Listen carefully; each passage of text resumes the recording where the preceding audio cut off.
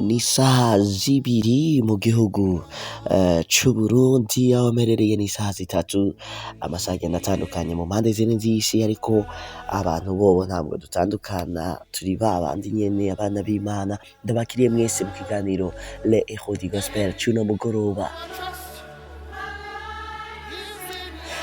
Muri kumwe na MC Regis muri iki kiganiro, aho turabira hamwe abatwitangiye imbere bakazamura ibendera mu bibango ryo guhimbaza no gutazira Imana, bagatuma tumenya ico duhamagarirwa gukora mu bijanye no guhimbaza Imana. Tubona muri Yohana igice ca 4 Yesu ubwiwe yigisha avuga yuko data ariko ararondera abamuhimbaza mu kuri no mu mpwemu, abamutazira mu kuri hamwe no mu mpwemu. Natwe twabimenye biciye mu mageneration atandukanye, abatwitega imbere bagiye batwigisha uko tugiye guhimbaza Imana. Muri abo babaye abahizi, umwe muri bo twabazaniye no mugoroba yitwa